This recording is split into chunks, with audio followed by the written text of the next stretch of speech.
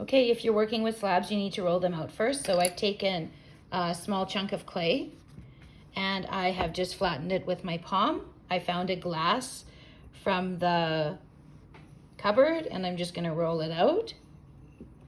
Now, if I wanna make sure I don't roll it too thin, I can put these pencils here. Now this glass is not as long, as wide as the space between the pencils. So I just need to, pay attention to that. I could get a larger glass. Let me just show you here if it is the right amount of space. Then it'll roll on the pencils like a train track.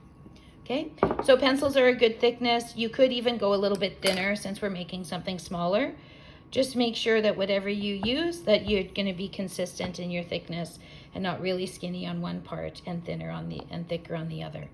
So keep in mind that if you have a glass, it's probably angled, so you just need to pay attention to how you're going to roll that.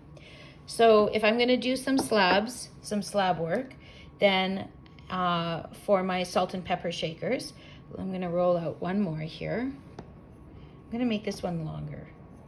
So I'm just going to roll it this way. See if it goes longer than the other one. It might not. And if it sticks, just unpeel it, turn it over. I'm just using cutting board, some items you might have at home, a glass. Yeah, you don't want to go too thin because you might end up having breakage. If you were going to make your salt and pepper shaker, let's see which is longer. Yeah, we'll put the base here. Let's just say we're going to go with a round shape. So you can take anything to figure out what your base is going to be. So this is just a candle. I'll just turn it over. Probably use it on the edge instead of right in the center. If I push it in a little bit, then I'll see where I want to cut it. And then I'll just cut it with my knife. And that's going to be the base for my slab piece. So if I cut that out,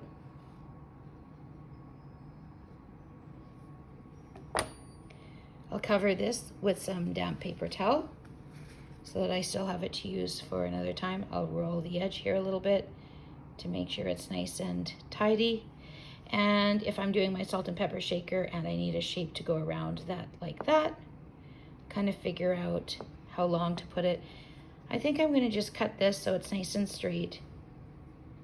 Leave this off to the side. And if this is, so this is building with slabs. If I want to put this on here, I can put it around the outside, or I can put it on top. Maybe I'll put it around the no, I'll put it on top. Just gives a little bit more solidity as I'm doing this. So you can figure this out ahead of time, cut it a little bit better than this. I'm doing it a little bit quickly so that you're not kind of hanging out waiting for a really long video to play. I'm going to cut the edges of this.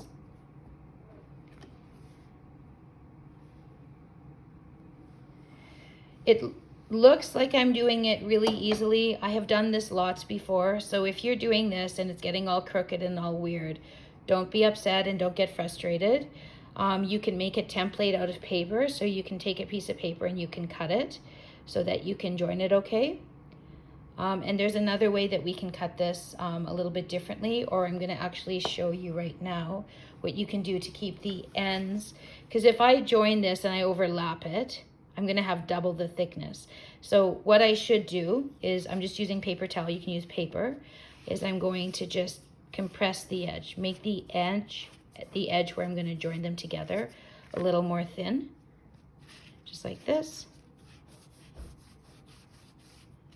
It's a little bit more thin so that when I put them together, then they will become the same thickness as the rest. Okay, so what I'm going to do to join this is I'm going to score all along the bottom here, just like this, scratch it all up, and then I'm going to scratch it all up here.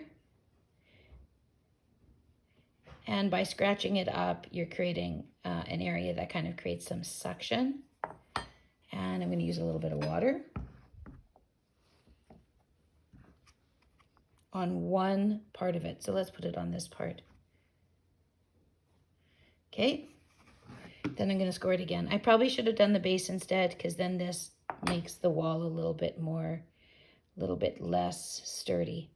But I put it on here, and as I place it, I'm going to be squeezing it down. So I'm going to hold it here so you can see. I'm going to put it here, and I'm going to squeeze it down as I place it. Okay? That's what it looks like up close. I'm just going to turn it as I do that. And I want these pieces to go together, so I'm going to score the inside here. I'm going to score, or the outside there and the inside here. A little bit of water on one of the surfaces. I'm going to just kind of pinch it together. Okay, this does not look very good at all. You squeeze it from the center. And this is an example of building with slabs. This is the way you added the feet to your pieces for your platters. Okay, just like that. And if it's not too sticky, you can smooth it together. I think the end of the fork is a great way to do it. The handle of the fork or a spoon or a knife. Just smooth it together.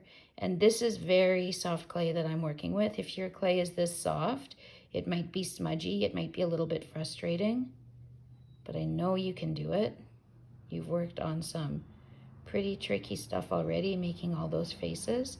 So that's smoothed off. It hung down a little bit, go like that, and we'll smooth it later.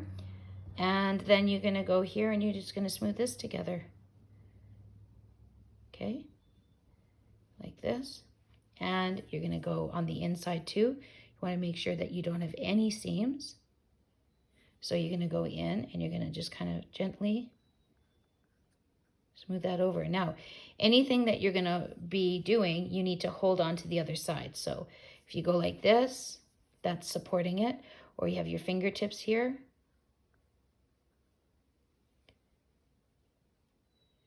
You're just gonna smooth it off. You don't wanna see a seam. Okay, and that means too, you might have to go down inside it a little bit. Might be easier with your finger. Just make sure that you're holding on to it wherever your finger is on the inside so that it doesn't push it right through to the outside. And that is how you can start building a slab shape. Okay, you can keep building on it. You can also add coils and combine. You could have your shape, your pinch pot shape, which I demoed earlier, and you could put a slab on it if you needed to. If you wanted to make a little house with a chimney, for example, you could shape this after it's firmed up a little bit. Maybe there's a little roof there.